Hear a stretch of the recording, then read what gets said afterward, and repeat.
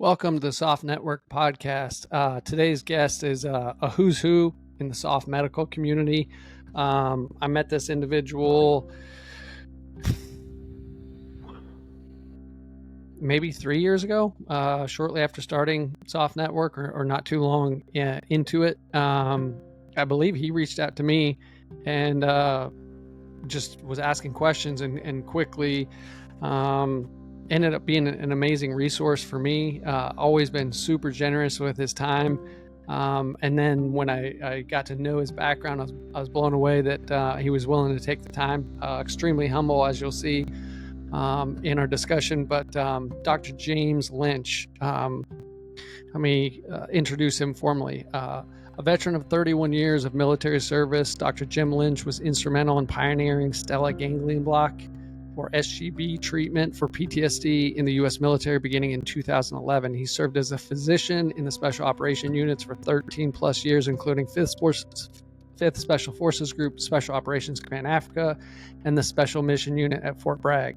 He retired a colonel and veteran of combat deployments to Panama, the First Gulf War, Iraq, Afghanistan, Syria, and several other locations throughout Africa in support of SOFT. Dr. Lynch has extensive experience treating those suffering from the effects of trauma. He has published multiple articles in the medical literature on SGB, presented his research in international forums in Germany, the Netherlands, Australia, and Portugal, and has served as a staunch advocate for improving post-traumatic stress treatment options. Doc Lynch has served as an international expert on SGB. His patients have traveled to Maryland from over 44 U.S. states and 7 different countries to receive his expert care. Additionally, Dr. Lynch has served as a U.S. Olympic team physician supporting USA Swimming from 2011 to 2023. Skilled in both physical and mental issues, Dr. Lynch supported elite Olympians for over 10 years in international competitions, including multiple world championships and both the 2016 and 2020 Olympic Games in Rio and Tokyo. Hopefully that bio gives you just a sneak peek of the caliber of individual that Jim is. But we had an excellent conversation. We had to cut it short. We're actually gonna, I think, pick it up again after his next published study comes out. But we go over his time as the Team USA doc, his experience in 5th Special Forces Group, and then a good significant amount of time on really what he considers a huge piece of his life work, including Stellate Ganglion Block. And so I can't wait for you guys to enjoy this. Here we go.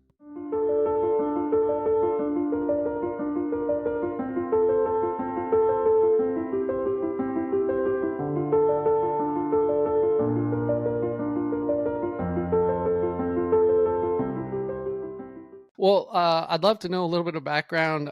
Where'd you grow up? Who was in the house, and hear a little bit about the early gym experience. Yeah, happy to answer that. I can't say it's very exciting, and I don't know if the listeners here will appreciate much, but I have a pretty simple, standard childhood. Grew up. I got 2 sisters. No one connected to the military at all. We moved around a whole bunch, and for whatever reason, somebody brought me to West Point at a young age, at like junior high or something. And I just, for whatever reason, got it in my head I wanted to join the military, and I wanted to go to school there and become an Army officer. And like a lot of young kids get things in their head that there was no good reason for it, but that's what I did. So, and that began what turned out to be 35 years in the military, and great, like really enjoyed it. So I've been out now for a few years, but my childhood was pretty kind of standard stuff. Went to high school. I was a 3-sport athlete and involved in a bunch of activities and things like that, and nothing out of the ordinary. I didn't undergo any particular hardships or anything like that. I really just had kind of a simple life growing up, mostly Connecticut and Florida. We moved about 10 times by the time I was in high school. And no, I was not military. Everybody asked that question, but my dad just had a whole bunch of jobs. And then ended up, I entered the Army at age 17, about a week after I graduated high school, and stayed in until I was 53, I guess. A few years ago, I retired. What was the best place you lived in Florida? I'm curious. The best place where? That you lived in Florida. Oh, the best place I lived in Florida. Well, actually, when I was in sixth, seventh, eighth grade, I lived in North Palm Beach, which was like awesome place to live as a kid, where you run around without a shirt and shoes all the time and ride your bike everywhere and go fishing all the time. Awesome, awesome few years there. Till we had to move up to cold Connecticut after that, but that was good too. No complaints at all. Yeah, at least you got the snow and got the winter sport. So I'm curious, myself having a sports background, what sports do you play? Oh, I played football, baseball, and wrestling, and I played them. I played more. I played what's called lightweight football that nobody's ever heard of, or it's now called sprint football at the academy. That was a collegiate sport, but I actually baseball probably my longest. I was a catcher, and I played a little lacrosse. I played a little rugby at Fort Bragg. I played a little soccer somewhere along the way, but I always liked sports. And then I got into triathlons later after that. Now I'm kind of an old man dud that just works out and tries to run his dog to stay in shape, stuff like that. What distance on triathlon? Sprint, Olympic, or Sprint to Olympic, but no, I'm not an Ironman. I never did any tough stuff like that. I thought someday I would, but I don't know. I think I'm getting a little old, but we'll see. You never know. Did your time as a physician with the USA, did that spark the bug for the triathlons, or what was the start for that? Oh, that's a funny question. Yeah, it's actually the opposite. I was doing triathlons, and then I tried out to become a physician with the U.S. Olympic team. And you go through kind of a generic tryout process for that out at the Olympic Training Center at Colorado Springs. I did that in I think it was about 2009. And at the conclusion of it, they give you kind of okay, well, we'll call you, don't call us kind of thing, right? We're going to put you at the bottom of the list of something, but they ask you, they say, what sports would you like to be involved with? And having no real connection to anything, I said, well, I don't know. Honestly, at that time, I said I would work with any Paralympic sport at all, anything in Paralympics, and anything with running, biking, swimming, or triathlon. And then I ended up working with swimming, but that was probably, because I had some affinity towards doing triathlons, although I've never been a good swimmer at all. And I never swam, and I ended up working with the Olympic swim team for 10 years. Just one of those, whatever, lucky place, lucky time things. Yeah. Well, I got to ask, because I swam in high school for a couple of years, and then I did some triathlons myself. Oh, okay. What was it like working with Team USA specifically during that time frame? And obviously Michael Phelps, but I'm just curious what that experience was like. Yeah, pretty amazing, really. I sometimes I think about it, I'm like, wow, I got really lucky. And I'm saying that like really luck is involved, as I think a lot of us know in some things. But it was a great experience. I was the Olympic team physician for men's and women's swimming for the Olympic Games in Rio, and then again in Tokyo, the ones that got, I don't want to say spoiled by COVID, but the ones that got postponed a bit. And then after the Tokyo Olympics, I kind of took a little time down and then stepped away from the team. So I'm no longer really associated with USA Swimming, although I kind of keep in touch with a lot of people. But I'm a family physician and sports medicine physician, and in my fellowship training, it was just, like one of those dreams, like, man, I would love to be a doc at the Olympics. And why? I don't know. I'm like every other little kid that watched the Olympics, and growing up, it just seemed like that would be the really pinnacle of something to do. So I tried out during my fellowship. The funny thing it was actually the year the very first Warrior Games was held, and it was at the Olympic Training Center and the Air Force Academy out in Colorado. And they announced that it was being sponsored and kind of rolled out as the first time that was being done. And that was in 2009, I think, although you might have to fact check me on that, but I think it was 2009. And I asked if I could do my Olympic team tryout at the same time, so it could coincide with it. And then that way I could convince my fellowship director at the time, hey, look, I'm going out doing this military thing and it's sports medicine related and two birds with one stone kind of thing. And it worked out perfectly, which was fun, because then I ended up that's what really got me interested in, at that time, Paralympic athletes. And for those who don't know that are listening, the Warrior Games, similar to like the Invictus Games, are for either cognitively or physically disabled athletes across the military, of a variety of things. And that's kind of the short version. But that's persisted. It's turned out to be a really cool event. And the SOCOM team has had their own team, special operations, aside from Army, Navy, and Air Force for many years. So it's always been kind of a fun thing to do for SOF personnel in particular.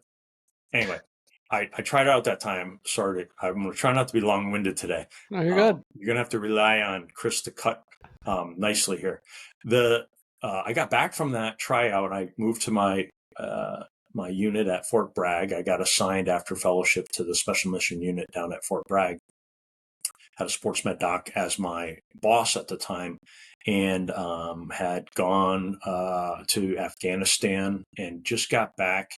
And I got a phone call from USA Swimming that said, "Hey, our doctor for this trip fell through or had to do something, and we went all." It was something like this. It was kind of insulting. It was like, we went through the entire list, we got all the way down to the bottom, and somebody said that you had some interest in swimming. Do you want to go? And I was like, sure. Let me ask my boss. Right? It was one of those things.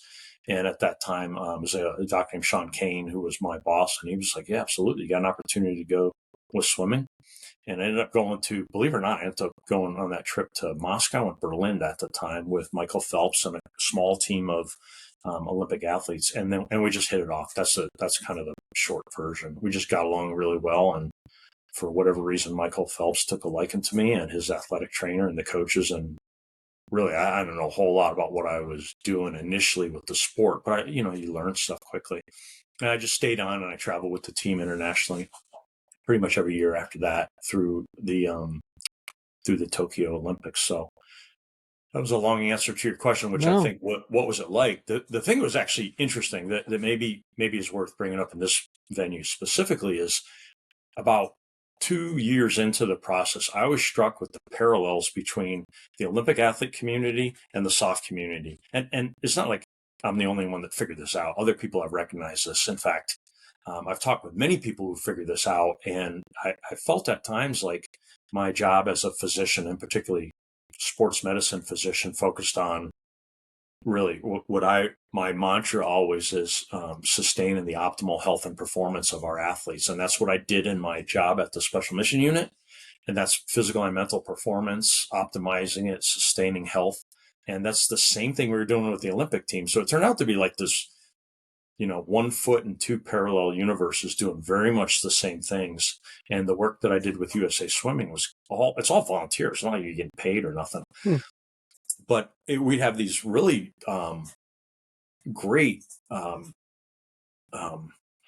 colorful and animated discussions about how to make things better for our Olympic swimming team, and what lessons learned we were taking from this world of another sport, or maybe within tactical athlete medicine. I'll just use that term. And it turned out that in my career, going back and forth between the two, it was awesome.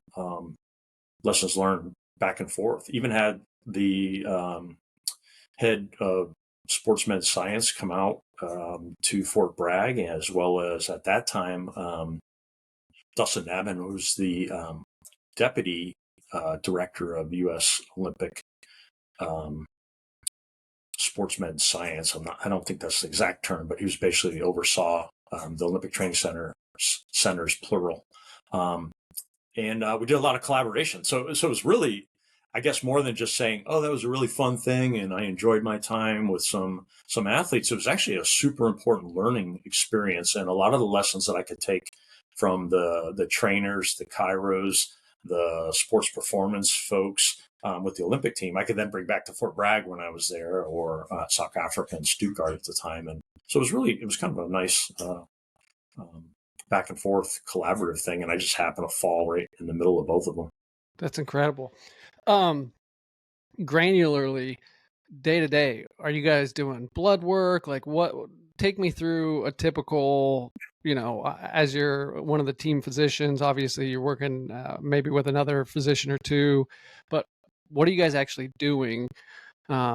And how are you guys helping maximize, obviously, performance, endurance, etc.? I'm curious. Yeah.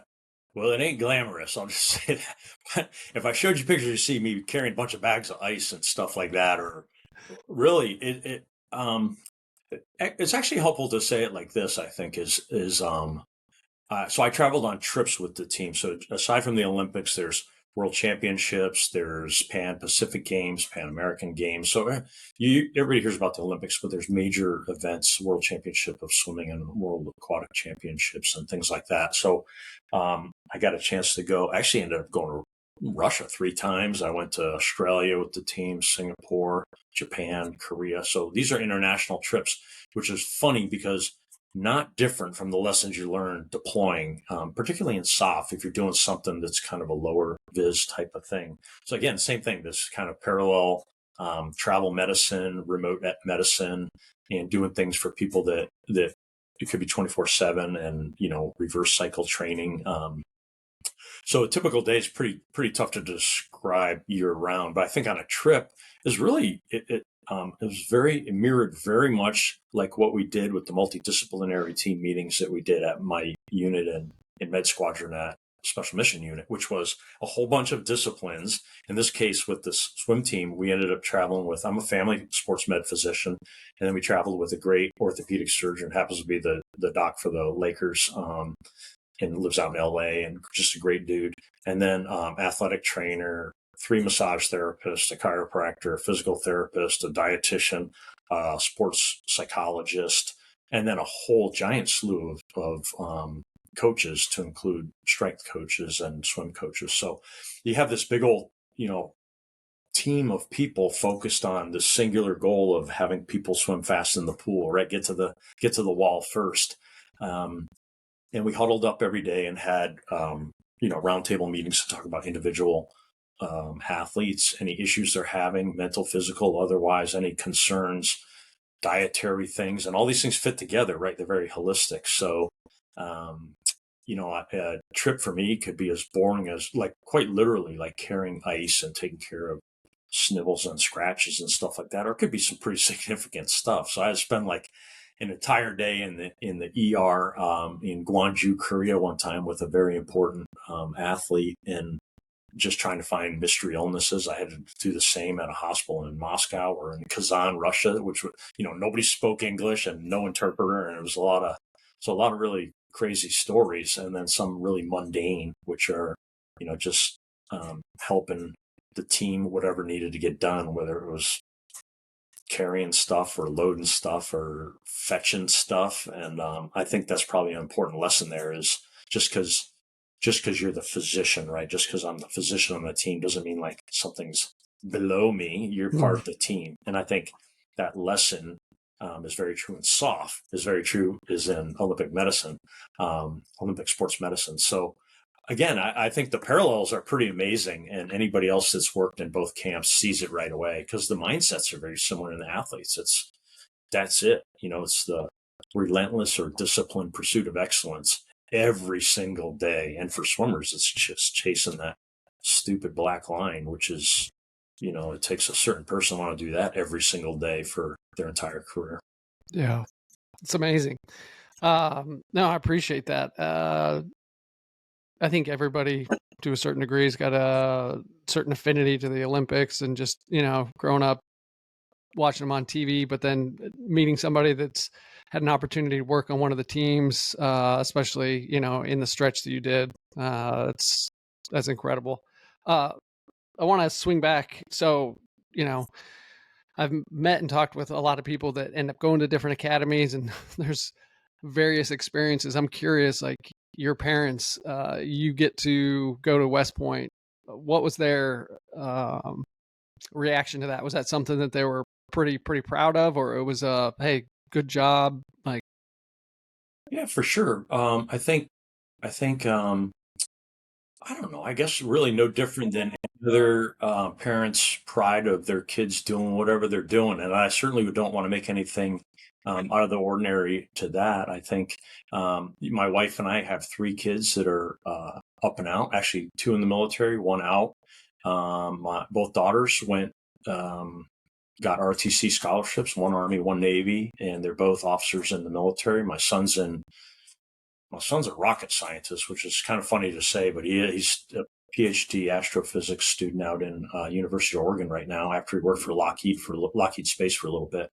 But I'm super proud of my kids, and I expect other people to be proud of their kids no matter what they're doing, kind of thing. So I think no one being in the military before, I think my parents were particularly patriotic and happy that somebody served, because nobody else had really done that in the family in the same way that I feel that way about my daughters. But I'm equally proud of my son too. So I think the interesting thing is, so for those of you who don't know, I actually live like a block from the Naval Academy. I live in Annapolis, Maryland.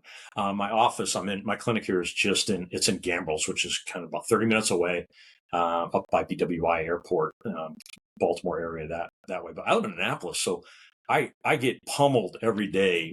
People run around in T-shirts to say "Beat Army" and all that stuff. But I don't care. Like, I love it. I think it's great to be around a military town. I enjoy it. I love seeing. I run on the Naval Academy with my dog Saturday mornings, and I see the mids out there doing grass drills and stuff, and I'm just like, that's good. It's good for the soul, It's so. Anyway, So you go to your question, but no, you're good. One of the guys here that I actually go to church with, he's a West Point grad. Obviously, through Soft Network, met a few other people that have been to different academies, and maybe it's just me, but maybe it was just the way we were raised. Like, and a few people that I graduated high school with ended up going to Air Force Academy because I grew up out in the Rocky Mountains, and so we were semi close to one of them. But I don't know. To me, and at least that was a big deal. And so hearing individuals go, I'm always curious, like what their experience was like, what what their parents thought, different things, because those are great schools. And in a lot of capacity, you could make the connection. The networking there is similar to the networking coming out of an Ivy League school, as well as some of the academics as well. And so to get into one is you can't be a slouch, I would say. Yeah, for sure. And I think it's probably fair to say, I think it's fair to say that there's still some knuckleheads that come out of the academies, and there are some people with personalities that maybe you don't gel with. So, and then there's some awesome ROTC graduates for sure. And that was really cool to see. My oldest daughter went to Brown. She's a Black Hawk pilot now, out in 25th ID. And it was really fun to see her ROTC, Army ROTC experience, because it was done through Providence College, right across town in Providence. And at the time, she was the first ROTC student that had been there in like a couple decades. And there had been like one other female cadet ROTC student at Brown. Brown ain't exactly, I'd be careful what I say, wasn't exactly a bastion of military patriotism for a long time. It's, believe it or not, it's actually swung the other way, and has a really strong military program now, which I think is really cool. But it was fun to see, because my daughter was there at a time when people would stop her on campus as she's walking around in uniform, and like ask her if she's lost, that kind of thing. And she's like, "No, I'm a student here," right? But people, it was so foreign to see ROTC, and she got a great Ivy League education, had a great experience with Providence College's ROTC battalion, and she's doing great in the Army. And my younger one in the Navy went to Villanova. She's a Navy nurse in Jacksonville, Florida now. She's actually spending the summer at Quantico for Marine training, supporting Marine training. But she had a fantastic Navy ROTC experience at Villanova, which is a really storied unit, and produces the second most flag officers in the Navy and Marine Corps, next to the Naval Academy. So again, I think not just to make a point, I guess, not to beat the dead horse, is that I think the service academies are great. I think ROTC programs are great, and I think there's good and great people everywhere. Kind of that's probably the bottom line. Yeah. So any memorable moments, stories, experiences while you were at West Point? No, none whatsoever. I have zero. No. You did mention the friendships, and I think a couple minutes ago. And this next month, I'm getting together with 7 of my best friends from school. I was a class 89 dude, so we're kind of old now. One of my classmates and basic training roommate and best friends has his second of 3 sons just graduated a couple weeks ago, and his third one will be soon as well. So all 3 of his sons have gone. So it's kind of fun. Our next generation now is going through, and many of them are in the military and joined the military. But we're getting together in Michigan up at a lake here in a couple months, and the bond that we made is kind of tough to replicate. And so that's something I take, no particular stories in particular, but I think the friendships and the bonds and the shared experiences are pretty critical. And I wouldn't trade them for nothing. It's having those lifelong relationships really, color life. That's awesome. And hearing that his sons have now gone through, I'm sure for you all, that's a full circle moment when you guys get together. So coming out of West Point, did you know where you were going? Did you go where you wanted to go? I'm curious. Oh, I had a really dumb route. So I took the long version around, and I did something that was kind of weird. And some people, your listeners, might do their eyebrows up on this one. But when I was at West Point, I can't say I was the most squared away, intentional dude at the time, and like many of us were when we were younger. I was kind of dead set on being an infantry officer for a while, and then I don't know what the heck got my attention, but I got interested in medicine, but I was not a pre-med major. So this is not an advised option. I thought I might be able to take the MCAT and get into med school on my own. It sounds funny to say this out loud because it's really very stupid. And I even tried like borrowing my buddy's organic chem book and studying that. For whatever reason, I got interested in medicine, and I honestly, I couldn't tell you what it was. It just something caught my attention. And I was interested in medicine, but I wasn't suited to go to medical school at that time. And so I was trying to decide what to do. That year, or the year before, actually in '88, they opened up an option for cadets to go medical service corps. I didn't even know what that was. I had no idea. I'd never seen a medical service corps officer in my life. Didn't even know what it was, but I heard about it. So I ended up meeting someone, long story short, who had spent his time as an MSc officer, as a medical platoon leader in an infantry battalion, was a master parachutist, spent a lot of time. It was a while ago, so it was kind of long training. It wasn't during time of war, but he did a lot of really cool training opportunities, served in an infantry unit, and was a platoon leader of medics. I didn't know there was such a thing, but it sounded kind of cool. Like, well, maybe I could do that. And if I really like medicine, I could apply to med school later. So I actually chose to go medical service corps out of West Point. At branch night, my TAC at the time, they come around, they pin your insignia on you, right? My TAC was a infantry officer from Ranger Battalion. And he was super disappointed in me, and he punched my branch on me. And he said, "Well, this is about as close as you'll get to combat, Jimmy." I remember because it was actually really funny, and I had a kind of sulky look on my face and all. But I chose to go to the 82nd Airborne. I went, and I ended up having a great experience. I got to go to Ranger School. I got to go to Drum Master School. I deployed to the tail end of Panama. I went to the first Gulf War as a med platoon leader. Got a chance to command at Bragg, and then in that process, I decided, okay, now I want to go to med school. It was one of those things it took me 10 years to do it. I wasn't a pre-med major. So here I am, a psychology major, which is kind of ironic now, but I was a psychology major, and I had to go to 3 years of night school just to get my prerequisites to apply to medical school and take the MCAT. So I kind of did it the hard way, or a dumb way, maybe is another way to say that. So I went to 3 years of night school while I was stationed in San Antonio at St. Philip's Academy. Finally got my prerequisites and applied to med school. But during that period of time, I spent my first 5 years at Fort Bragg.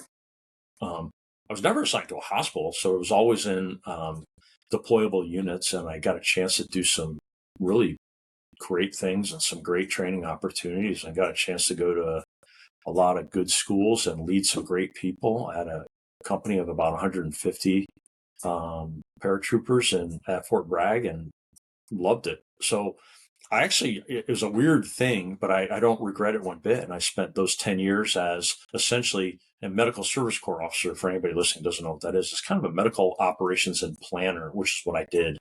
And it's not a clinician at all. You're kind of like, somebody that does the plans and logistics and supplies for all the clinicians that can do their job. It ain't glamorous, but it's wicked important. So I learned a lot of valuable lessons doing that then served me later when I was a physician. Didn't do that intentionally, but it turned out to be really helpful then as an Army physician in a unit to have kind of a background and understanding of medical plans and ops and logistics. So that turned out to be helpful later. So you mentioned Panama, you mentioned the first Gulf War. Any interesting experiences in either of those that you could mention? Well, the first Gulf War it seems like a lifetime ago, and again, I feel like an old dude saying it. And I have buddies of mine that were lieutenants together that we still keep in touch, and it's kind of funny. You look at the old pictures of us in the chocolate chip camouflage, in the middle of the desert. It was a whole different world. Just everything was different. The equipment, the tactics, everything. It just seemed like a different thing. And I was brand new. Like I was straight out of school, didn't know anything.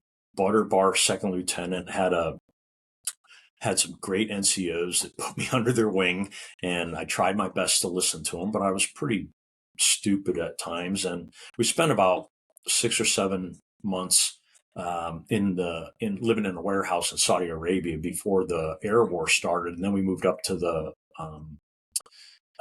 border with Iraq, from Saudi Arabia to Iraq, and it was funny because this was like before the internet, before email, right? So we had like pen pals, which is a funny story, but that's how I met my wife. I'll just throw that in there because when you said, "Do you have any funny stories about the first Gulf War?" the first thing that popped in my mind was, well, that's actually how I met my wife. She was a pen pal, but I'm pretty sure that's not what you were asking. No, but I want to hear that one. In this case, it was the ultimate leadership challenge of putting a bunch of people in a bored out of their mind, waiting to go to combat we lived in a dump, like a salvage yard in a big old warehouse in a little town called Abqaiq in Saudi Arabia. And the biggest challenge is like keeping everybody occupied and focused on the mission and training and coming up with new creative things to do. And meanwhile, we're like, all sleeping on elbow to elbow on cots in a giant warehouse and just trying to keep people from losing their mind or getting mischievous and getting in trouble. And I had a battalion commander who wasn't particularly fond of me.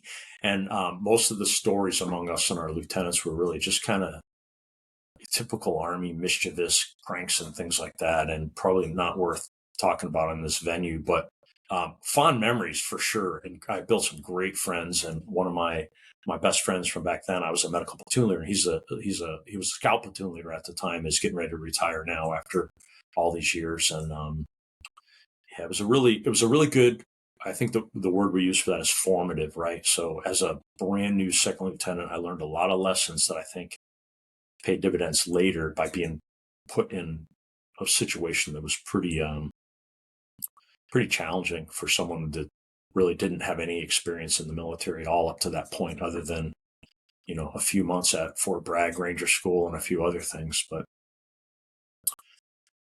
good timing, I guess. Got to hear about the wife. All right.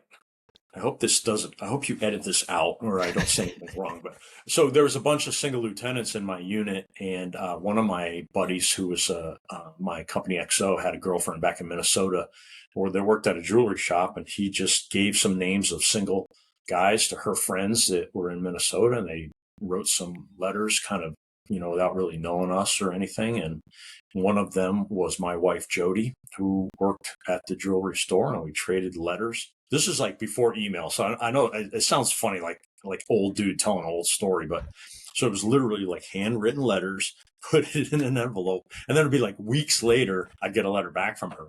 And then I sent some pictures, right? We had the ability to take pictures with like disposable cameras and send them somewhere. So I had pictures of me. My platoon sergeant was super short, and my buddy, the scout platoon leader, I hope he doesn't watch this, is also short. And I'm not tall. I'm like 5'9", right? So anyway, I had sent pictures of me with my platoon sergeant and some other short folks, not intentionally. It just turned out that way. So she got the impression I was much taller than I am.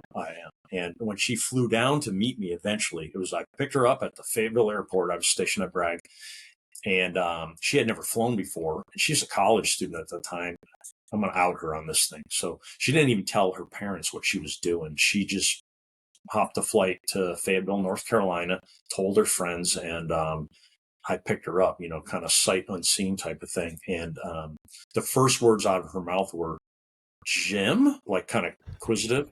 "I didn't know you'd be so scrawny." That's quite literally the first words my wife ever said to me. And I just grabbed her bag and threw it in the back of my truck. And I was like, this is going to be a long weekend. And we ended up hitting it off, and we've been married for 33 years. And it's kind of a weird story. So I'm sure that's not what you wanted to ask me, but I guess I've made the mistake of bringing it up. No, But I love it. the Lord works in mysterious ways. Yeah, those stories are great. Teresa was sharing a similar story, how she met her husband. I don't know if he was a SEAL at the time or he was on his way to Buds shortly after, but yeah, similar. Super funny. I love it. Just the human element. And also I'm definitely old enough to remember pen pals, and we were just telling our kids the other day, they're still young, about remember growing up, there was the prize on the back of the cereal box, and you had to have 7, whatever codes, and you cut them out and mail them in, and you're, looking at this picture, thinking about it for weeks and weeks and weeks, and then it comes and it's never what it's supposed to be. Yep. It's a whole different world. True. Okay, so Desert Storm, you meet your wife. You mentioned, fast forward, you're down in San Antonio finishing up prerequisites, MCATs. Did you take the MCATs when you were down there? I did. I was teaching the officer basic course at Fort Sam Houston, which was an assignment that allowed me to have pretty predictable schedule and go to school without having to get deployed and things like that, or go to the National Training Center or something. So it worked out great. Then I applied to medical school, and it's funny because a lot of people, I think, are familiar with USUS, or the Uniformed Services University. And I kind of, in my mind, I thought, well, that's what I'm going to do. That's kind of the obvious thing. I've spent a good chunk of my life already in the military. I'm very familiar with it. It's a great school. It's a good deal financially. You get to keep your rank and things like that. It was kind of a natural thing. I actually had already bought the patch for my uniform, or somebody gave it to me, I think. And I was kind of leaning that way, but I applied to a bunch of civilian schools as well. And at that time I thought, well, if there's any chance that I could get close to family, we had already had one kid, planning to have more. And we ended up having 3 little kids, toddlers, during med school, which was challenging. But the idea was, hey, maybe we could get close to some family, and that would be helpful. And my folks were from New England. So I applied to some other schools, and then I applied for the Army HPSP scholarship, which is a great deal in the same sense that, like, ROTC is a really good deal and, complements the service academies, and that HPSB at the time was called Health Profession Scholarship Program. Basically pays for your medical school, and then you owe them time back. It's a great gig as far as I'm concerned. And I applied for that and got into some schools that I was kind of surprised I got into. I shouldn't say it like that. I wasn't like an awesome student, but I was a good student, and I didn't get awesome scores on my MCAT. I did average, or a little above average, but not fantastic. But I got into some great schools, and I don't think it was based on academics. I think they liked the life experience, and I think that's true for a lot of people. In particular, I think if there's listeners, and the whole soft Assam is a really cool thing that might maybe circle back to. Yeah. But I think at that time, the med schools that I applied to really valued like some life experiences, and particularly military life experience was valuable. So I ended up getting into some good schools and decided to take the RTC or the HPSB school scholarship. And there was a program where you could go to Dartmouth for 2 years, which is in New Hampshire, in the sticks, like in the country. Beautiful area, but they don't have enough. I should say that at that time, they didn't have enough spots for you to do your clinical rotations. So you could apply to Dartmouth, and then after your second year, you would go to Brown for your last 2 years in Providence, in the city. So that's what I did. I applied to the Dartmouth Brown program and got in and did that. I went 2 years at Dartmouth, 2 years at Brown. But then I took a pause in the middle and got a master's degree at Dartmouth in essentially like an MPH in healthcare improvement. So I ended up staying 3 years in New Hampshire. The Army let me take that extra year to do that. And I finished up at Brown. And we were doing that really my folks were living in Rhode Island at the time, and I got a sister in Boston and stuff. So it was nice to be close to family. And it was actually really fantastic education for sure, and really good experience. And I think it was helpful to step out away from the military, even though I was on the Army scholarship and I had to do rotations in Army hospitals and stuff. It was good to be around people of all different shapes and sizes and walks and talks. And there was a really good, sometimes we use the term in the military, it was a broadening experience. It really was. It was a great broadening experience. And it was kind of, I backed into that one, and it turned out to be really, really helpful for my, whatever you want to say, personal or professional development. What was the time frame of when you ended up going to Dartmouth?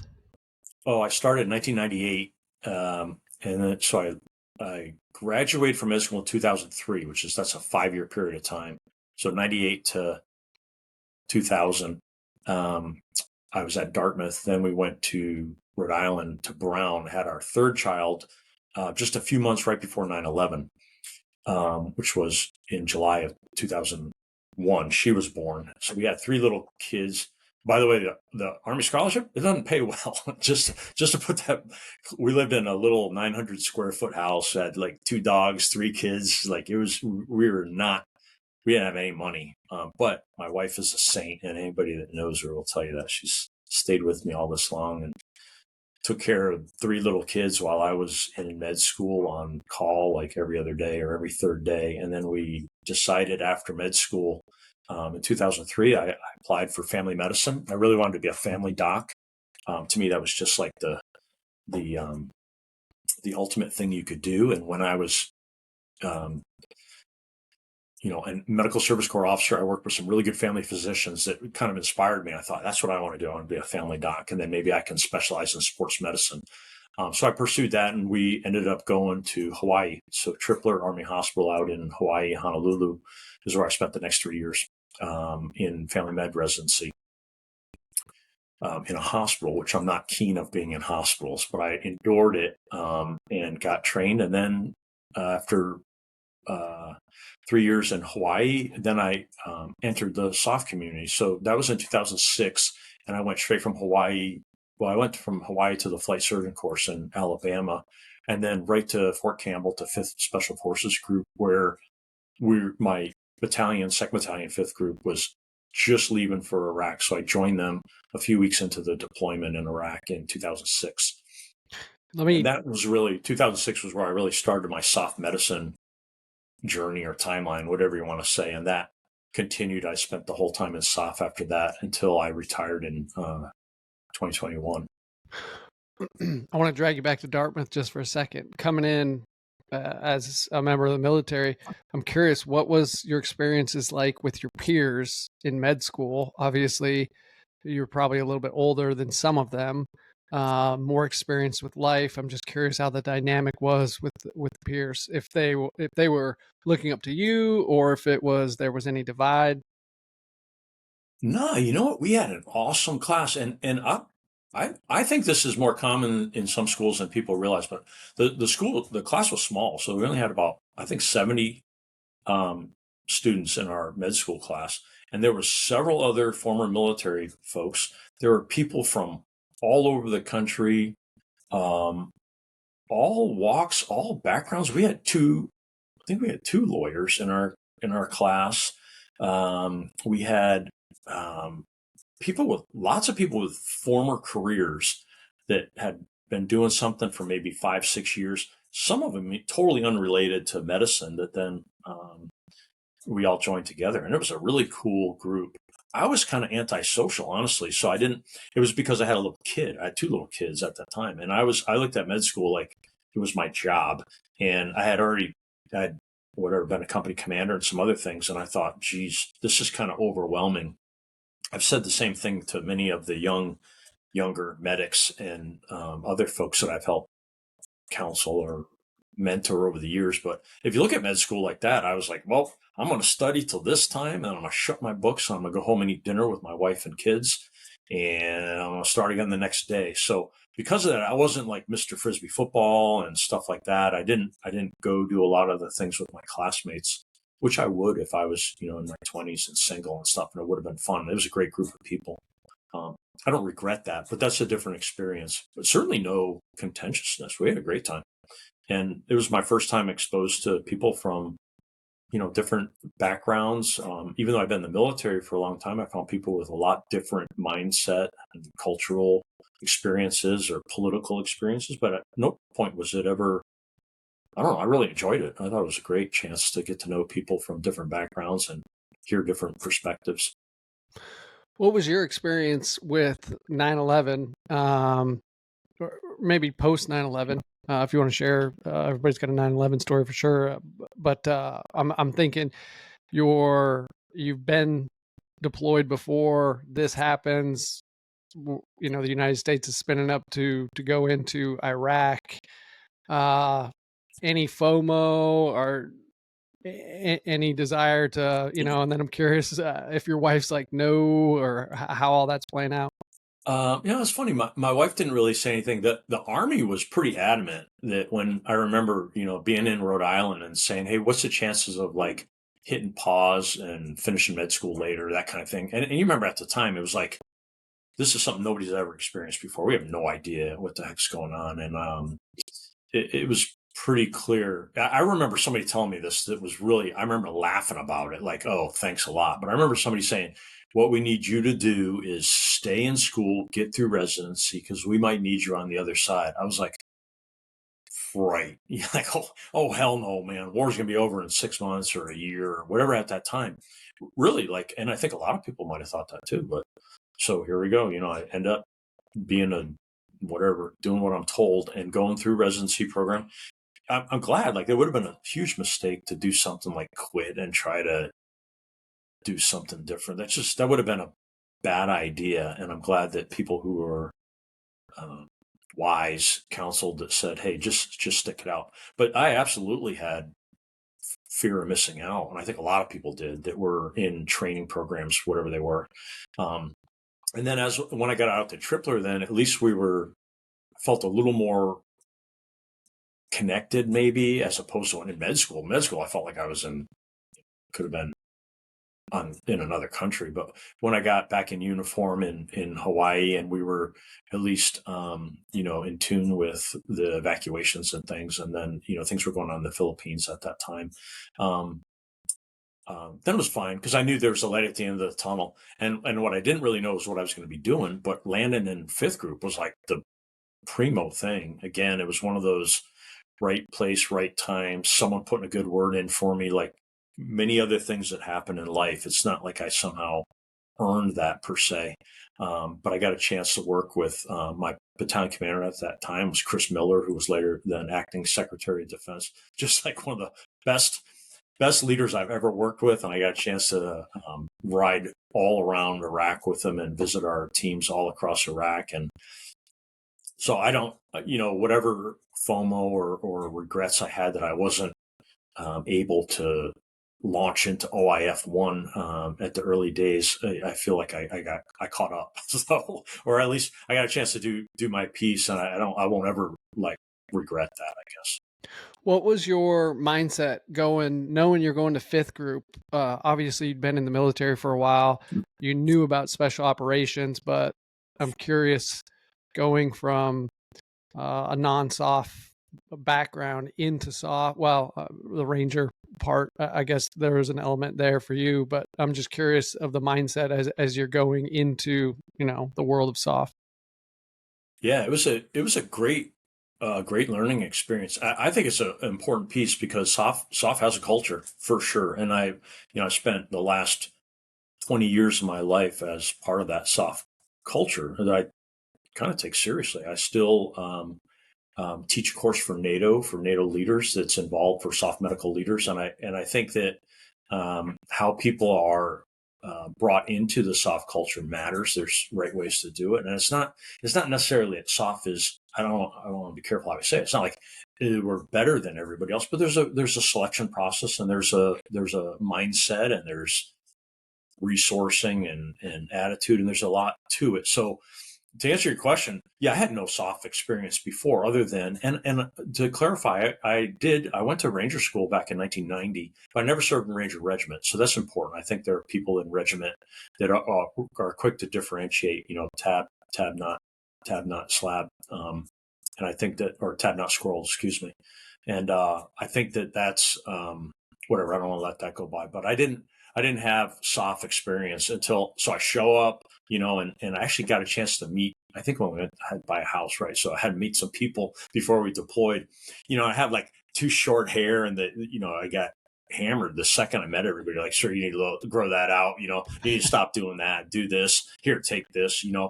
Here, wear this. And yeah, it was great. But I think that's the cool thing about the culture is somebody's not going to let you fail like that. I got some good, strong NCOs and a great PA at the time, and let's go. We're gonna get you on board because everybody's best interest is to make sure Doc knows what he's doing. And as a battalion surgeon, like you're the one dude, and we don't need you being a liability or a screw up or whatever. Not that. So I think. I don't know the right word for it. I embraced it. I loved it. I loved the community, and right away felt like, oh, this is awesome. This is exactly what I want to do. And I like particularly the idea that there was more common sense. I hate to say that like to offend anybody, but in my experience in, I'll say big Army, I think most people on this call probably know what that means, big Army or big Navy. I felt like I did a lot of things that were kind of, well, that's how we do it, and shut up and color kind of thing. And in SOF, I felt like, I was embraced with all right, well, who's got a better idea? And it was a real NCO run culture. Fully loved it. My time at 5th Group, my time at SOC Africa in Stuttgart, and my time at the Special Mission Unit that I was at twice at Bragg. Just awesome. So, again, it was a blessing. And again, the timing worked out. And I had a buddy who was a friend of mine who was a battalion commander at 5th Group at the time, who was able to vouch for me with then Rocky Farr, may he rest in peace, who was the USASOC surgeon at the time. And I think probably a bunch of people on this call listening may know Rocky Farr, but he was the guy that was doing assignments at the time. Timing worked out, and I ended up just falling into that slot. Like much of the rest of my career happened to be like the dude around when somebody falls through or something. So 5th Group, how long were you there before you leave? 3 years I was at 5th Group. I did 2 deployments to Iraq. And then at my second deployment, I left from there and went straight into Sports Med Fellowship, which is a year-long program. It's run out of essentially Fort Belvoir and Bethesda, and it's a 1-year program specializing in sports medicine, which is really heavy into ultrasound-guided injections, and ultrasound-guided diagnostics and musculoskeletal care and the care of the athlete, right? So this is really the thing that I felt like I had been doing for 3 years at 5th Group anyway, and which is really caring for athletes. And I think a lot of us look at 18 series folks or folks in the SOC community, Rangers, AFSOC, Marine Raiders as athletes. So it was a really natural progression. But to get fellowship trained is just a formal process to get a whole bunch of more smarts and a bunch of tools in your toolkits to do, I don't know, a better job at doing it, specialize in it. So, and that was something I really wanted to do, that I was kind of, as soon as we had a great sports medicine doc at Hawaii that I really admired and looked up to, and first chance I could get, I was going to apply to sports medicine and then try to stay in the SOF community. At that time, what they did is took sports med fellows and graduated them to the residency programs to teach musculoskeletal things to residents. Well, I really didn't want to do that. And no offense, it's just that wasn't really what I wanted to do. I wanted to stay in the soft community. So that was a bit of a uphill issue for a few of us. And one of the other gentlemen that I went to sports med fellowship with was also in fifth group with me. Two of us went together, Patrick Deppenbrock, and he ended up going to Fort Hood to work in the residency program. And I got to go to the special mission unit. So I felt like he's probably still hates me for that move. But what we discovered, I think, and it's right around that time, there was a real appreciation that people with sports med fellowship training could do a lot of good in SOF, and that we would have to buck the system or mold the system, maybe a better way to say that, to be able to create more sports medicine fellowship trained people to serve in those positions in Ranger Regiment, or I'm just speaking the Army right now, but in Ranger Regiment or in 160th or in Special Forces Regiment. But the Army is pulling them to go into these hospital programs. So it's kind of been fun to watch over the years because there's been a lot of sports med fellowship trained physicians in SOF now. And I think it's kind of part of the culture now. Not to say that SOF docs shouldn't be fully trained and experts in trauma care, and that an emergency medicine physician is a really nice specialty for soft medicine for sure. There happen to be emergency medicine, sports medicine trained people who are like ideal in my mind. But anyway, the sports medicine piece of SOF was that was right around the time that things tipped a little bit in that direction. And I think it's been pretty cool to watch that play out. Back to my comments in terms of parallels between Olympic athletes and SOF. And a lot of that stuff comes from sports medicine fellowship training mindset and skills. What were some of the big takeaways for you, things that you learned on those deployments with fifth group? Try not to get shot. One.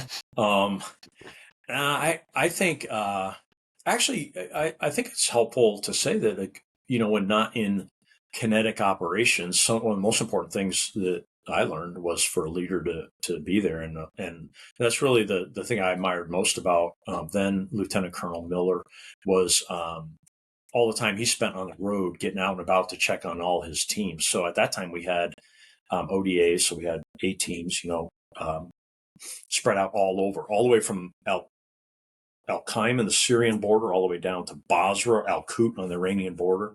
We had people spread out all over, and which is exactly where the teams want to be, away from the flagpole, right? That's what people want. But a good leader figures out how to support them and see what they need and stuff. So we spent a whole bunch of time on the road. So I think the thing that I enjoy the most and the thing I learned the most had nothing to do with trauma medicine per se. It had to do with leadership and just being there. And the lesson that Colonel Miller taught me was, as the commander, I work for you, not the other way around. And meaning every time he went to visit a team, we'd go in there, and it was kind of fun because he took me every time. We rode together, backseat of the Humvee, everywhere we went, and we'd roll into the team house. And a lot of times it was my first time meeting the team sergeant. He knew him well, but he just made everybody feel comfortable. And then every mission, it was like, okay, what do I do to support you? What do you need? What do you need? And then he'd take it back and make it happen. I was like, that's the dude I want to work for, and that's the dude I would like to be like. And I can't say that I don't want to make that comparison, but I thought that was the thing that I probably learned from combat was that, which is maybe a surprising thing to hear. No, that's awesome. Anytime I meet with individual like yourself or anybody that previously served, I'm always super curious of the leadership experience that they were exposed to and the different things that they picked up.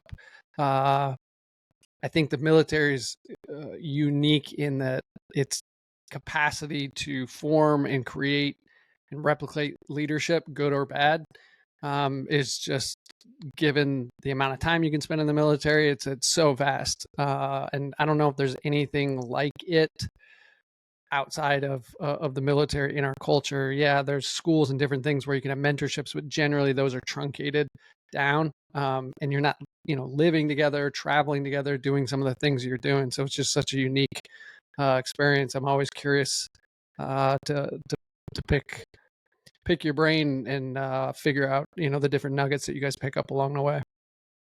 Yeah, I think maybe this is an appropriate place to say it, but I actually think one of the things that appealed to me about your organization and your leadership to bring this together, Chris, is the fact that you recognize that the soft, the S of the special actually matters. Like there is something special about soft, and that's important to recognize because it's not the Velcro on your uniform or the color uniform or the badges and tabs and stuff like that. That's not it. It's a real mindset, and there's a selection process that's behind the culture and the organization that is able to create a culture of its own. The reason I say this is from maybe a slightly different perspective, but not just U.S. SOF. So I said this a little bit ago, but I teach a course for NATO SOF headquarters now called SOFCOM in Mons, Belgium, that I've been teaching now for 3 years, and it's the Special Operations Medical Leaders course, and it's exactly what it sounds: Special Operations Medical Leaders. But it's a NATO course taught for NATO countries, and every now and then we have U.S. Military attendees, but more often than not, that we have folks from, you name it, Greece, Spain, Germany, the UK, Belgium, whatever, it doesn't matter, Lithuania, Estonia. And we meet a couple times a year and teach a course, and a good chunk of the course is leadership and culture.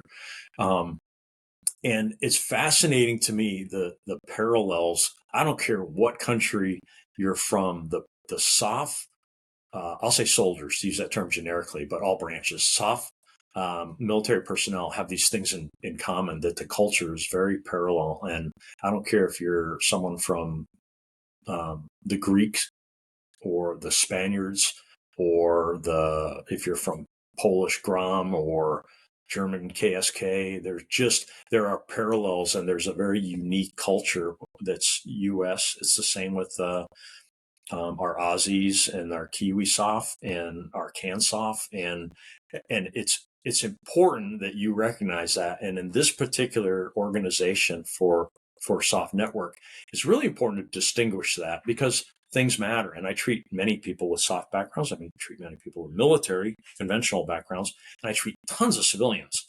But there's something that's important to recognize about the mindset of SOF that I think is critical. That if you're going to call yourself, which is funny, right? We use the term sometimes trauma informed as kind of a therapy, mental health term we use. But to be SOF informed or SOF understanding actually should mean something. And it's not like a little nicety. It comes with understanding, and understanding isn't something that you just read in a book or something. So I think that's important. And I think it's important. Maybe I don't have a right to say that in this venue, but I'm going to say it anyway. I think it's important to preserve the integrity of your group, and that, if people are going to look at your badge and your website, and they're going to say, okay, this is somebody who's vetted, that I can trust and understands the SOF mindset and SOF community. It's not just, me Googling somebody in the yellow pages and finding somebody who's a therapist. Like, that's not what I want. I can do that anywhere, but I'm counting on, Chris to have people who truly understand me in this organization. I appreciate it. Again, part of the reason I love why I wanted to create the podcast is over the last 3 years, I've met so many individuals like you and the different people that are a part of our network, and you guys have such interesting backgrounds and have so much to offer.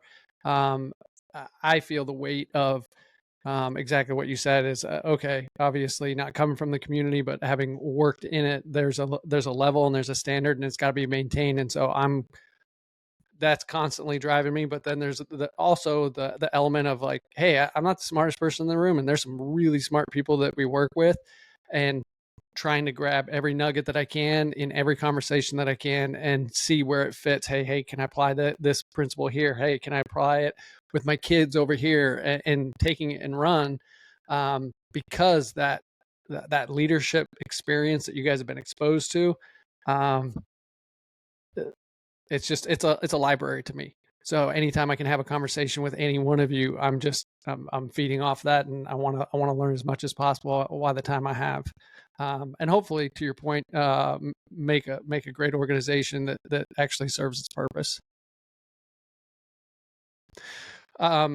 So Bragg, or fifth group, and then what's from the medical side? Is it just, hey, there's a billet open, it's at the special mission unit in Bragg, and you apply? Or I'm curious how you guys move or get selected to go work there. Yeah, it's usually I think more often. Well, that's the answer, and then some of that is veiled, I guess, just for just to preserve the process so that people don't. So I wouldn't talk too much about that, the selection process. But somebody called me, and it was one of those like, "Hey, you want to come down and apply for this thing?" And it was one of those, what is it? We can't tell you. I'm like, all right, whatever, I'll do it. It was one of those, and I've been around the military a little while, so I had an idea. But that's generally how things work is within the medical community. Is kind of people have an idea, and that there's a route to apply for a position, and there's a veiled process essentially to do it. But once part of an organization like that, it was, just a great blessing. And again, sometimes I think about, I'm listening to myself talk about it, a little bit of the, people say that all the time, right place, right time kind of thing. And, it sounds a little self-effacing or self-deprecating or something, but it's very true. Like sometimes it's right place, right time. Something just works out. And in this case, I think it happened to work out with me as well. I put my best foot forward and all that. I'm not going to say that, but I had some great folks that I got a chance to work with. And the one thing I would say is being at the unit is just like, what an awesome place to do medicine. And, I think it's funny because people who are either outside the military or maybe not familiar with military medicine, sometimes you might get a bad impression. And people say, well, that guy was one of those army docs or something. It makes it sound like that might not be a good thing or something like that. But holy smokes, I'm super proud of the work that we did in soft medicine in my, not just at the special mission unit, but at other units as well. I mean, you get a bunch of people that are go-getters that are patients of yours that are going to demand that they get the best thing all the time, and you better know it all. Ooh, you can't take a day off. Like you just nonstop, relentless pursuit of excellence will burn you down and keep you going. It was a great experience. And it's really where I feel fortunate that I just got exposed to some really good medicine. And in this case, without talking any trauma medicine or anything like that, but just what I ended up doing after the military in terms of sports medicine, it's where, some real pioneers in military medicine, military soft medicine led the way and brought, like in my fellowship program, we were one of the first fellowship programs in the country to be training on ultrasound through no benefit of my own, but through a former soft colleague who demanded that, hey, we should have ultrasound training here.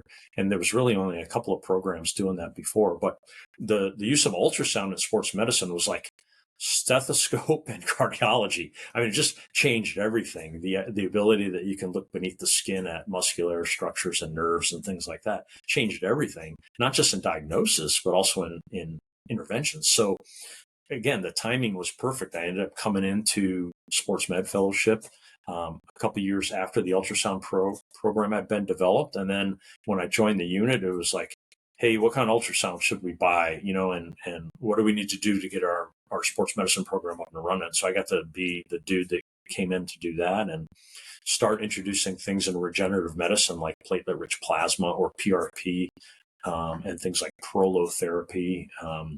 What's that?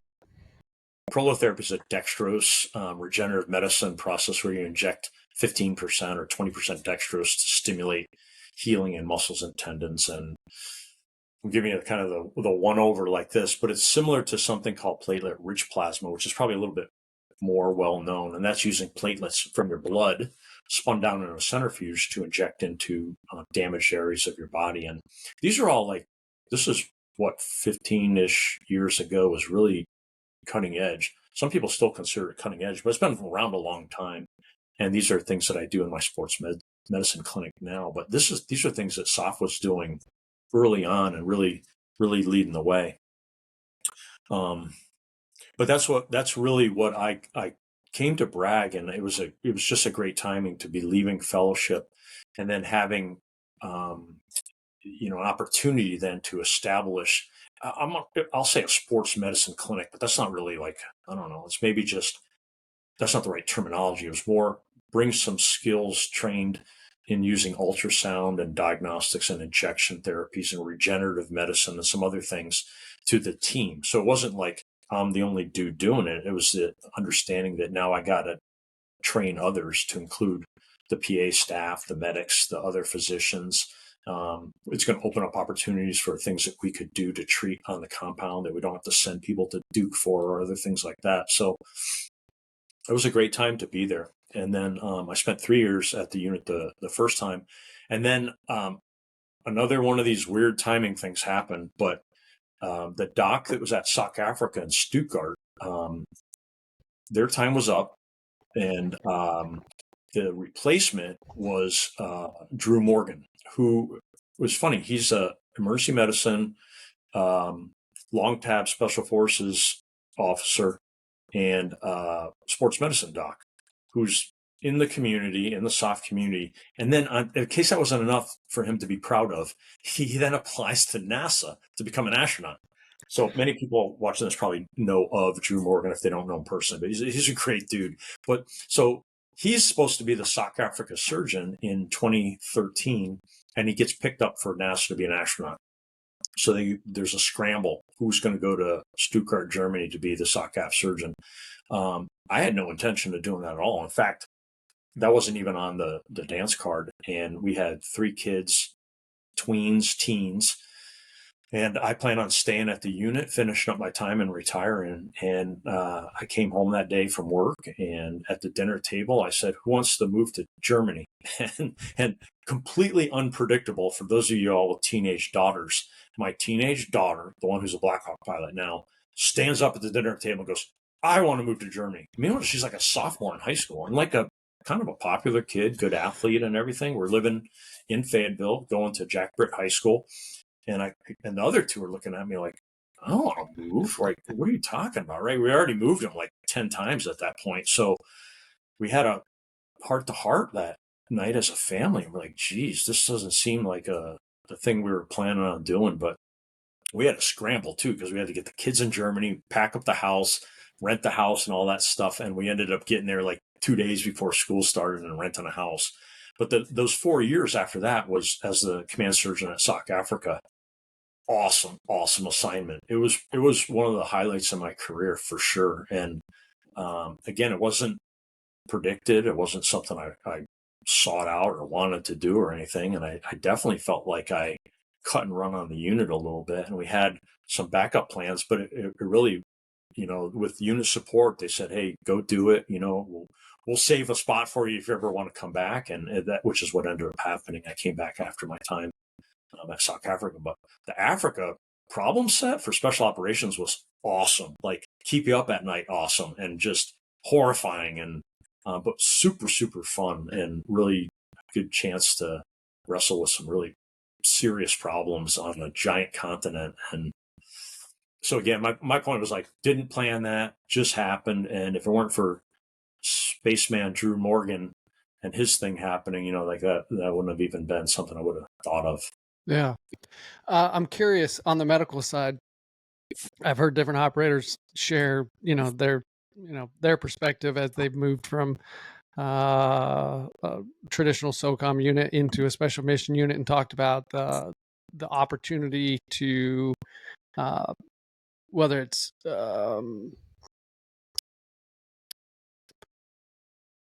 having the best of everything and no real limit. As far as, climbing gear, etc. Right? Hey, it's there. I'm curious on the medical side, is there that type of transition where there's just more freedom to do creative exploratory stuff, or, now medicine's, pretty similar across the board? I'm just curious when you make that jump, if there's any type of greater opportunity for you guys in what you do? Yeah, a whole bunch. And I think it's important to say that in the vein. One of our unit sergeant majors said it the best. It was like, this is supposed to be the relentless pursuit of excellence, not the relentless pursuit of extravagance. I thought that was one of the funniest things anybody had ever said at the unit. It made me laugh out loud. But the point is, like, I think that, there shouldn't be some wasteful, frivolous pursuit of a bunch of stuff that's not necessary. But it is true that there were opportunities at the unit at Bragg as a physician there for us to find really specialized experts for training, which we sought out and were able to do so that we could provide the best medical care for some of the most important special operators that our nation has to do some of the most important missions 24/7, 365. So in a way, I think it's fair. I think if you're going to ask a specially selected and trained unique group of people to answer the call of your nation anytime, any place, anywhere, and be able to do any number of really, really dangerous and serious things that other people can't do, well, you better have a good team of people taking care of them that have resources to do the very best to take care of them if they get hurt or sick and keep them going, while they're mission capable, and to not just keep them healthy, but to really optimize it too. So I think that's where that expression came from that we used around the med shed at the time, which was to enable sustained optimal health and performance. And it's kind of a little catchy phrase that we came up with at the time. But I think it kind of hits all the tick marks, which is, at that time it was trying to find or, be a good steward of the government's money and place our resources against things that were really important. And we had some really excellent research opportunities in brain health to look at things like the effects of blast. And a lot of the work that is done at some units is done specifically so that the lessons learned can be exported to the greater military. So there's a kind of a legitimate charter that you're charged with, that I felt charged with, to we have to find always better ways of doing things and not just keep them to ourselves, but export those to other places, meaning within the military. And that's where a lot of the research and development stuff in the military has come out of, people within some niche soft places, just resourced and R&D to find better ways of doing things. So while you're at Bragg, the SMU, the first time, the second time, when did you first experience or learn about stellate ganglion blocks? And I'd love to hear the backstory of that. Yeah, so stellate ganglion block is my life's work now, which is really funny because this is what I do, and this is like my passion, and it's a treatment for PTSD and anxiety and TBI and a few other things. But it's grown into this thing that is, I don't want to say consumed by, because that sounds pathologic, but it's something that I really put my whole life into now, and started my practice to do this. The way it came about is actually really interesting, but I think it's fair to say that the procedure itself and the stellate ganglion blocks birth or growth early on was born out of the SOF community, specifically a couple of tier 1 units on the East Coast. That's not to say that we invented it or something like that. I think that's probably not fair to say. And things in medicine sometimes happen by accident, and then somebody figures out how to do things. But where I first heard about it was at a JSOC Surgeons Conference, and at that time I think it was 2009 or 2010. It was probably 2010, I bet. And at that time, a colleague, longtime colleague and friend of the community, Sean Mulvaney, was working in the SOF unit, and he was the one who gave a talk on stellate ganglion block for PTSD. Now, I remember listening to it and then not listening to it because it just seems so weird to me. And I don't even mind saying this. In fact, I say it all the time when I talk to other people about this, because I think when somebody starts talking about sticking a needle in your neck to treat PTSD, and if you've never heard of that before, it just sounds weird. It really does. There's no You don't even have to sugarcoat it. It just sounded weird. I remember taking notes and going, that's weird, and just not, and kind of blowing it off. I really did. And I mean, no disrespect to Sean about that at all. I tell him if he was sitting right here, he'd probably laugh about it. And like a lot of things with that dude, he was ahead of the time on stuff. So he had figured this out in terms of looking for a better way to help treat people within the community who maybe were not going to reach for a medication, or maybe not run to talk to the therapist, or maybe had things that sounded like PTSD but not. What happened was this procedure, Stellate Ganglion Block, it's an injection in the side of the neck with it using a needle and ultrasound guidance, but it's been around for 100 years. It's not new. It was performed in the 1920s. So when I heard about it, it wasn't like some science fiction thing. It was like, oh, this is an older procedure that's been used for pain reasons for many, many years, and someone has discovered that it could be used for PTSD. And it's an awesome story. Like a lot of things in medicine, there's a case report that was published in 1990 by a gentleman named Leibovitz, who's really should be credited with figuring this out. So Leibovitz writes a case study that kind of sits dormant in the literature for a long time, and really, like, I don't know why it didn't gain attention, because it's kind of earth shattering in my mind. But what it was a story of a young girl, a young lady, I think she was in her 20s, who was assaulted and had gunshot wounds to her shoulder. And she was assaulted, and as a result of that, had horrible PTSD from being assaulted with a weapon. And then she had horrible shoulder pain from these gunshot wounds. And her PTSD was so bad, she couldn't leave her apartment. She couldn't talk to a psychologist. She was just done, debilitated from fear and post-traumatic stress. Well, in the process of treating her shoulder pain, somebody uses this kind of old-fashioned treatment. I think I can say that. Older, not a fancy treatment that's been around for a long time, called Stellate Ganglion Block, where they inject local anesthetic along a nerve in the side of the neck to help dial down what we call sympathetically mediated pain, or pain that is kind of out of proportion to the damage that has been caused. Well, lo and behold, which is fun to say, her PTSD symptoms got way better. And the story is kind of fascinating. So this is the first description of how Stellate Ganglion Block was used in the treatment of someone recognized to have PTSD, and their symptoms improved. So it was kind of a big deal.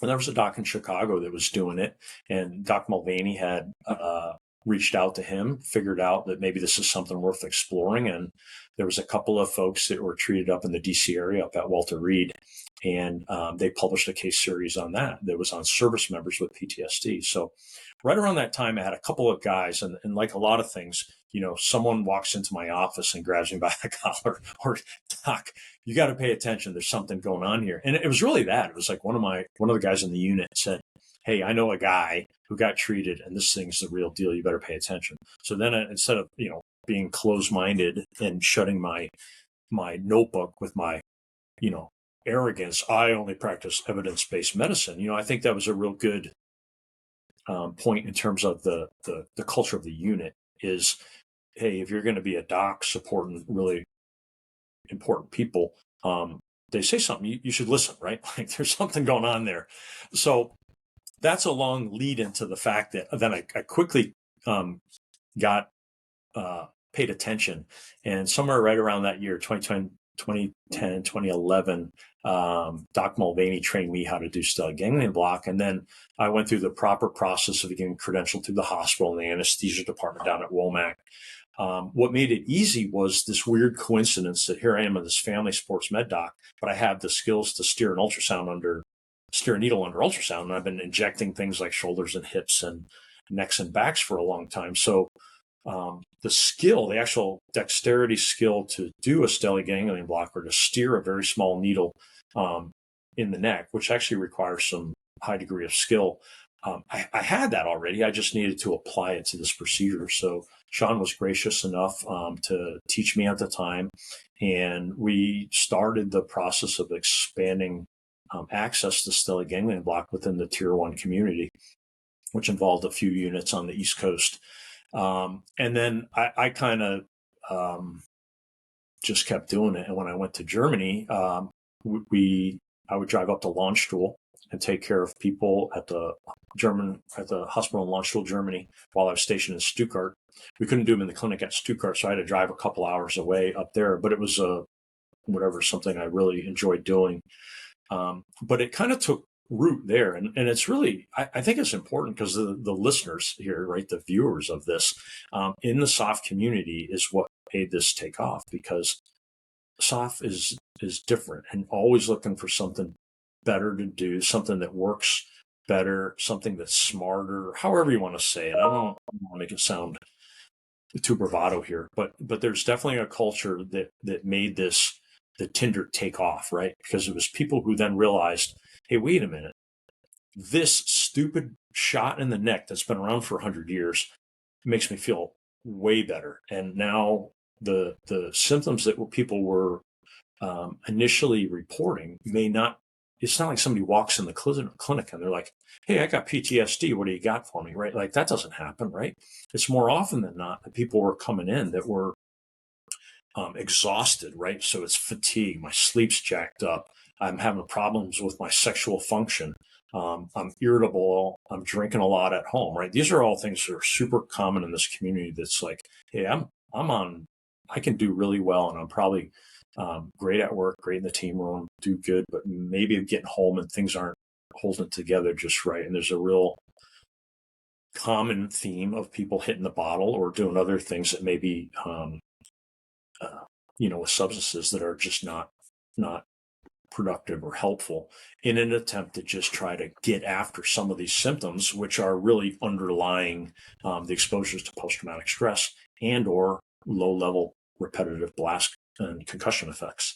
But this has just been going on for so long that it's almost normalized, or people kind of, I don't want to give the impression that it's like a dirty little secret. Not at all. It's more just that's what people are accustomed to, that's part of the culture. But people don't want to do that. People don't want to have to feel like they got to have a drink so they're not irritable at their kid for dropping something on the floor. Like, no, people don't want to do that. They just don't know another way.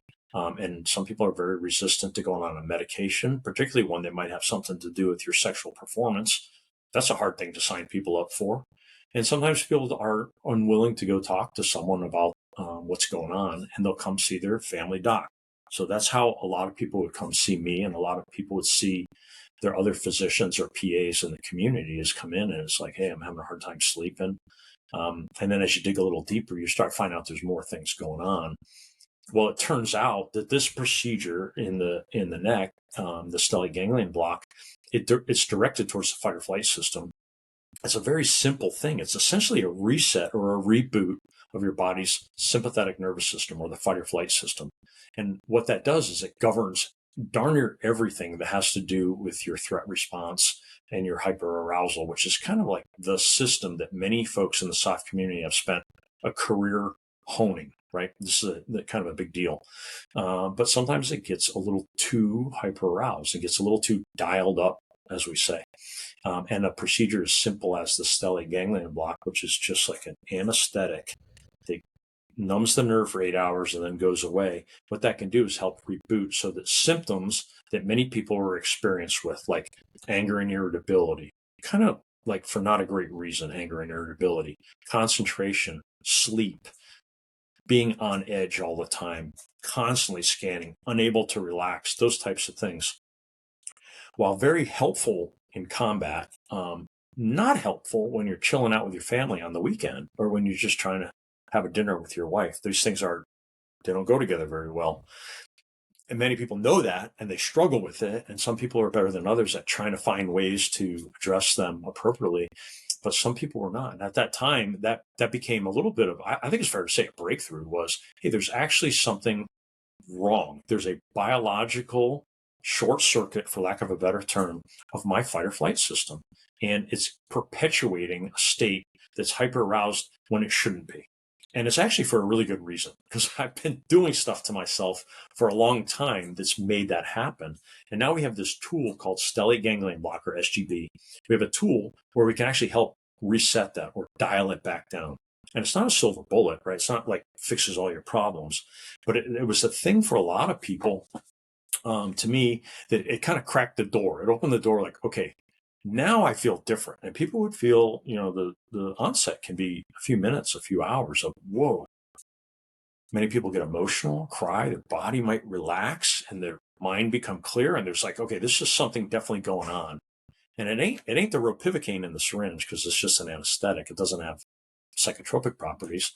So word got out pretty quick within the community in the tier 1 units that, hey, this is a really useful tool, and this is not some magic trick or something like that. That's actually legit. So I think that the timing of things within a few tier 1 units across services really should be attributed with why this took hold. And I say took hold, even though it hasn't fully taken hold yet. It's certainly become a more widespread treatment option to add to what people are using for other treatments for PTSD or anxiety or traumatic brain injury, and then even some other things that we see like long COVID, which is another discussion. But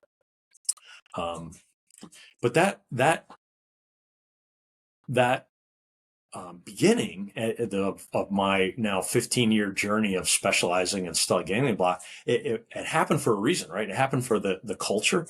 It happened for the experiences that our operators and enablers have had in combat for many years.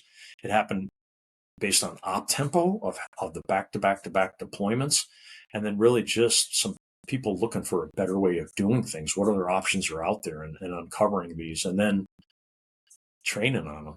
I was able to train 3 other physicians how to perform the procedure that are still doing it, and they're helping lots of people.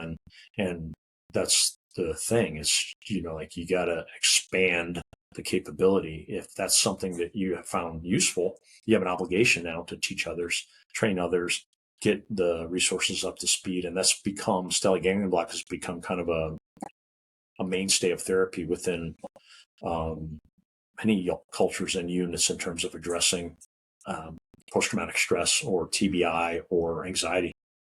You mentioned in the talk that you had with our group that there's the possibility, and sometimes people end up doing it on both sides. What's the rationale there, and like, how do you differentiate between, if a client comes in, hey, do we want to do a single, do we want to do a double? Yeah, there's the bottom line. I give you kind of the bottom line bullets, and then I think they're all stories behind them, because things with medicine are always, it's how'd you figure that out, right? But the bottom line now is most people who I treat both sides of the neck, which is, we start on the right side, and there's 2 of these nerves, right? So it's called the cervical sympathetic trunk. It's got like this clunky name. It's not cool like the vagus nerve. It's called the cervical sympathetic trunk, and it's essentially 2 little cables that run down the side of the neck. And right here, that's the target that you treat for a stellate ganglion block. Most people who perform a stellate ganglion block perform it at one level down here, because to be pure, the stellate ganglion lives down here at the C6, C7 level. That's true. Nomenclature-wise, that's the proper way to say it. For simplicity's sake, I've continued to refer to a 2-level block as a stellate ganglion block, but I know this is kind of technical. Probably most people don't care about that. What it is this highway that runs down the side of the neck, and it's the thing that carries all of your fight or flight signals from your brain to your body, and your body to your brain. And it's crazy, the design, because it's like this awesome network of nerves that go throughout your entire body. But when they have to communicate to your brain, they converge like right up here, like this massive network, and they come together in this anatomic funnel.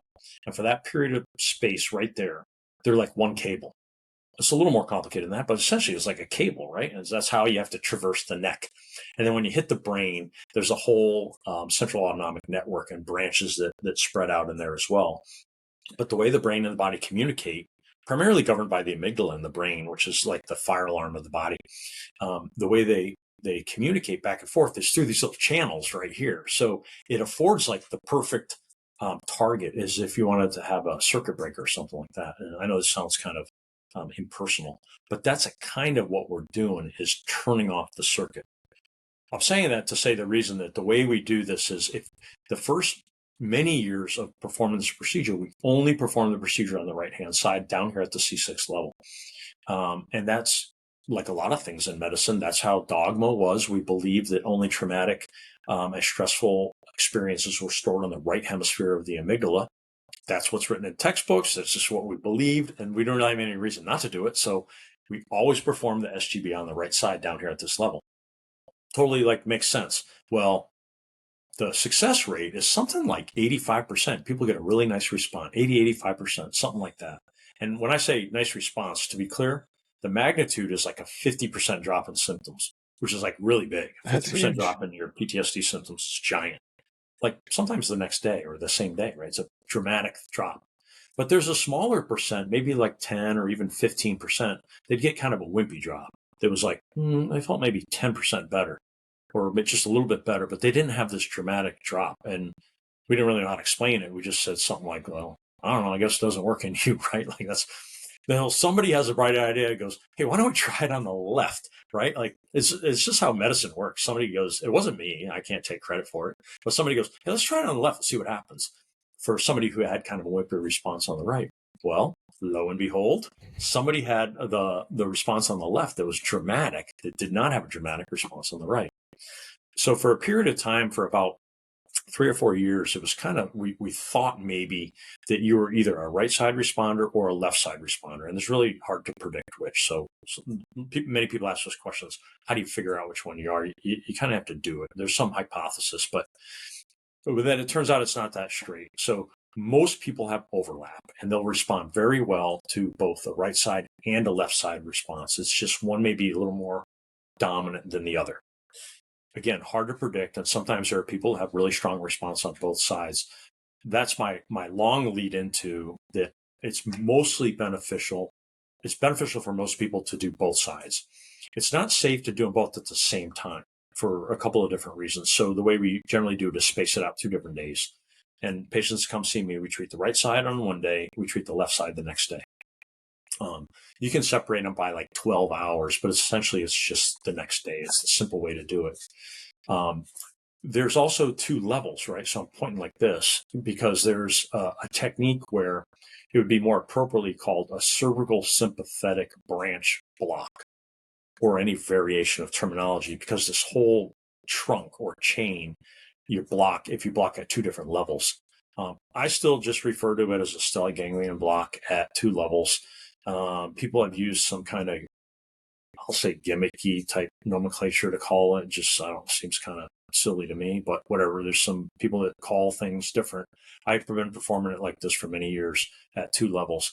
The reason for doing that is you're trying to block both high up on the cervical sympathetic trunk where the superior cervical ganglion is, and the track in between. It's like a train track or a highway, and then the inferior cervical ganglion or stellate ganglion. The point is that if you can block the whole thing, it's generally more successful because you account for some of the branches that jump off a little higher. That's kind of the easy way to say it. If you picture like a road and some of the exits hop off a little higher, you miss them if you only do the block at the C6 level. The standard block is still right side at the C6 level. So many people come see me. There are a lot of somebody who gets seen by some other doctor in a different state somewhere. They say, well, they only did it at this level and they won't block the left because they don't know how to do that or something like that. So there's still, this is not a standard thing. For me, it is. I standard always block 2 levels unless there's some really weird anatomic reason. But that's a standard approach because it's better. And our research has demonstrated that by blocking at 2 levels is better than 1, and 2 sides is better than 1 side. The timing of it is nice to do back-to-back days, but sometimes it doesn't work out for people, and you have to do it maybe a week apart. Even 2 weeks apart, I don't think is a bad idea. I think that the effects are still pretty good. I think if you start stretching it out more than closer to a month, I think that you should try to do them closer together. So trying to do back-to-back days or within a week apart, I think is kind of a sweet spot that I try to do here in my clinic in Maryland. The other thing that's important, particularly for this group, is TBI. So we have been researching and publishing our data for many, many years on PTSD. Some of the earliest studies were done in the Tier 1 community. They're published in peer-reviewed medical journals. They're widely read and sought and cited. They're not the highest level of evidence, which are randomized controlled trials, but there's several of them in the literature as well. And we're going to publish another one here this year, probably, which was we did in conjunction with Ohio State University. So the literature's continuing to come out, and there's still good evidence showing SGB's benefit for PTSD for sure. And what we're figuring out now are some of the finer points, like, well, what do you combine it with? I think we kind of passed the fact that SGB is helpful, in my opinion. We've kind of already figured that out. But that's not a very sophisticated answer. What you want to know is, how do you pair it with something, whether it's EMDR or CPT or CBT? What's the distance you do between? Do you do one before the other? Like, I think that's where we should be in terms of research. And the study that we're going to publish is combining an SGB with a 2-week intensive outpatient program, MAST CPT, cognitive processing therapy, which was performed at Ohio State. And it's a kind of a tried and true, very good treatment for PTSD. And what we did is did one branch, one arm with the Stellate Ganglion Block before their 2-week program, and the other one after. So both groups got real SGB out at our clinic in Maryland, and we tracked them, and we've gathered a year's worth of data on it. We're going to publish it on site because it's awesome. I can't spill the beans, I guess, but I'll just say it really proves the point that doing an SGB up front can be super, super helpful, as opposed to waiting for it to be like some last resort thing that you try when nothing else works. It's actually the opposite. It's much more useful to use up front. Anyway, the 2-level thing, again, is something that hasn't been fully adopted, but it's something that I do routinely because it works better.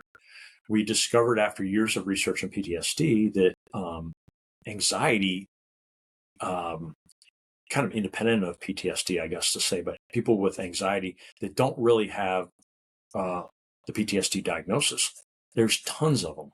Lots, right? Lots of people in the civilian community, lots of people in the military, first responders, lots of people have anxiousness. Many of them may even have trauma in their past, but they may not meet strict criteria by DSM-5 for PTSD. Fine. It turns out that the symptoms are more important for how a stellate ganglion block works than the diagnosis. Diagnosis is what has been, imposed on us through our medical infrastructure, and that's something we're stuck with, I guess. But really, if you look at people's individual symptoms, people that have anxiety and PTSD with the symptoms that manifest as problems with sleep and concentration and feeling on edge and worry, and a lot of the other things have symptoms that are in common, do very, very well with stellate ganglion block. So we published some research on the findings with treating anxiety specifically. And then in the past year, a couple of our articles or studies have come out on traumatic brain injury, which is really important to this community because lots and lots of people have been either overtly blown up and sustained traumatic brain injuries, like fully documented, evacuated type of thing, down to anybody that's been at the heavy weapons range or low-level blast exposure around door charges a lot. I think it applies to so many people in our community. So even if I see somebody with a soft, years of soft that don't tick the box that says diagnosed TBI, I just kind of look at you like, well, you probably have way more blast exposure than the average Joe. And what we found is that's a critical part to treat both sides with a stellate ganglion block on the right, followed by the left the next day. And the mechanism we don't have yet, so I don't really want to shoot from the hip. But we'll figure it out here soon. But a 50% reduction in TBI symptoms is also nothing to sneeze at. And these are not the symptoms that are independent of PTSD. These are the symptoms, or they are the symptoms that are independent of PTSD. They're outside the Venn diagram, like brain fog and headache. As you were talking, I'm curious. I know it's a different type of head trauma, but any experience working with pro athletes, amateur athletes, as it relates to head trauma? It could be football, lacrosse, hockey. Any evidence there? Well, yeah, but there's not a published study with that subset alone. I guess that's the best way to answer that. but it's a pretty broadly applicable tool. The Stellate Ganglion Block is, I think, for traumatic brain injury. I think we'll figure out the mechanism, and people are going to feel a little bit better that we have a way to explain things. But the research will continue in the meantime. Anything that you want to say or mention before we wrap up? Yeah, I appreciate you having me on. I think it's funny, we probably talk for another hour, although people probably shut this thing off quickly if they're bored. But I think I would be remiss to say a couple of things in as closing thoughts, though, is I love being a part of the SOF community still, even in my retirement, and being able to take care of people who have served their nation honorably. And I will continue to do that. I'm going all in, and I'm using seeing Stellate Ganglion Block as my full-time specialty at this point. There are a lot of people that I see that come here, and there are firefighters, law enforcement officers, school teachers, lawyers, CEOs, veterans across the board. And there are a lot of people who have not reached out to somebody for talk therapy. I spend a good deal of time talking to people that the Stellate Ganglion Block, it's a tool, it's a treatment, but it works significantly better, meaning it sustains the effects probably 3 times longer if you're talking to someone, a good therapist. And a good therapist is someone that you trust, that you can talk to, that you click with, someone that you connect with well. And a good therapist made a huge difference for me in my life. I was struggling like lots of people, and got over my pride to go talk to someone, found someone that I didn't like, ditched them, right? Because you got to do that. You got to feel empowered to find the right person. And I finally found this civilian doc over at Womack that was a blessing for me at a time that I really needed it. And I share that. I'm not embarrassed about that at all. I share it because, man, suffering in silence sucks. And to have someone that you feel like you can connect with, you may not even have exactly the same background, but someone that you can talk with comfortably that can help you is a blessing. And every single one of my patients, if they're not seeing a talk therapist, I try to connect them. Every one of them, wherever they are. And I got patients come from all over the country here. They fly in, they spend a couple of days, they go back to Texas or California or Nevada or wherever. And I constantly am trying to find someone to link up with them. So I have a kind of a growing network now of therapists, and I try to find people that match. But that's critical. And I definitely want the folks that are listening to realize that this is part of how I practice. It's a teamwork thing. And I think it's critical. And I think that people need to know that this is not a magic trick Stellate Ganglion Block. Like I get a needle in the neck and then I just keep doing all the same stuff I'm doing. You probably end up in the same spot you were in about 3-4 months, unless you make some changes and talk to some people and dig into some things that maybe you've been not addressing. So I would encourage that. I hope that people in the community will consider me a resource. I'd just like to throw it out there. I built my website to be like an educational thing. So it's simple. It's drjameslynch.com. I'll put it in the show notes. There's a whole mess of frequently asked questions on there. There's like 10 YouTube videos. It's just me talking. It's nothing fancy. But what I think is people are really want to understand why things work. They want to know that there's someone that's not a weirdo that can explain it to them. That's just, this is actually a very common sense treatment. And I'm happy to help anybody in the community, whether you're a therapist that's part of the treatment team or somebody that's out there. Give us a call. We are a small veteran-owned service. We're a small veteran-owned business, little thing, mom and pop shop here. My wife, Jody, my pen pal from the first Gulf War, is my director of operations, and we're a 3-person shop here. But we like to do that, to be nimble and to try to help people out and get people in if they need help. So please don't hesitate to reach out to me and my team here in Maryland. Yeah. Appreciate you having me on, Chris. No, I think this is, if it's okay with you, when the next study comes out, I'd love to email me. We'll set up a time and maybe go a little bit more in depth on maybe some of the things we missed, as well as the soft special operations medicine. Yeah. I'd love to talk about that and your involvement there. But hey, Jim, I really appreciate your time. Thanks for watching. Please like, comment, and subscribe wherever you're watching or listening, and please share this content with your networks.